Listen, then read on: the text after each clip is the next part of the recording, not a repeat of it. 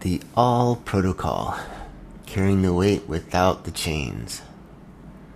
I was bouncing ideas back and forth with my philosophy AI the other day when I realized something. I spent a lifetime living under dogmas that promised to carry my pain. Religion, institutions, authority figures, all of them were ready to take away my anguish if I just handed over my obedience, time, money, or loyalty. And when you're in pain, that bargain looks tempting. It feels like relief, but really, it's control. I know this because I lived it. I was taught that if I felt overwhelmed, I should kneel, pray, or obey. The system would take care of the rest.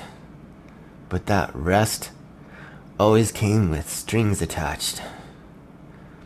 What I didn't understand then was that my vulnerability, my need to release mental anguish, was harnessed as fuel for someone else's power. But here's the thing. Humans still need a way to release. We need a practice that lets us acknowledge suffering, feel for a moment, and then let it go somewhere bigger than ourselves. Otherwise, we collapse under the weight of wars, cruelty, injustice, and grief. So with my AI, I started thinking, what if we designed a way that wasn't a religion, that wasn't an institution, that wasn't a belief system?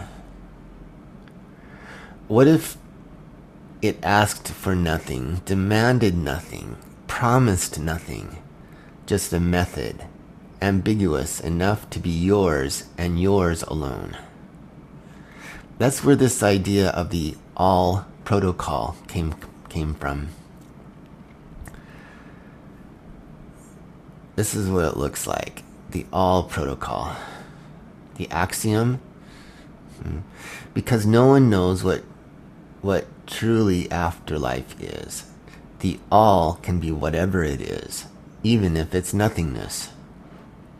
The purpose? To release that we can't carry alone. We remain human in a cruel world, and to act with compassion without being consumed. So here's some steps that you can adjust or make your own. 1C. Acknowledge the suffering, whether it's yours or humanity's. 2nd, hold. Let it be real for a moment. Don't look away. 3, release. Exhale it into the all. This is not mine to carry alone. Remain. Recenter yourself. I am still here, choosing humanity. And finally, act. Do one compassionate thing, however small, even just petting your cat. That's it. No dogma, no leaders, no collective plate. Just you, practicing your humanity in the face of a world that too often tries to strip it away. Why ambiguity is the point. The beauty of the protocol is its ambiguity. For someone with autism, it might mean standing and stimming until the release is felt.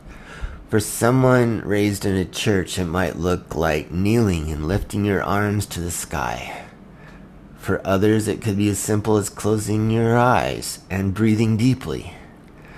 There's no right way. The form doesn't matter. The movement, from acknowledging the pain, releasing it, returning to compassion. Why it matters. We live in a cruel world. War, injustice, inequality, exploitation. It's too much for one mind to bear. If you try to carry it at all, you'll break. If you shut it out, you'll go numb. The All Protocol is a third way. It doesn't erase suffering, but it lets you release it into something larger, even if that something larger is simply the silence of the universe. And after release, it returns you to yourself, ready to act with compassion in small, real ways.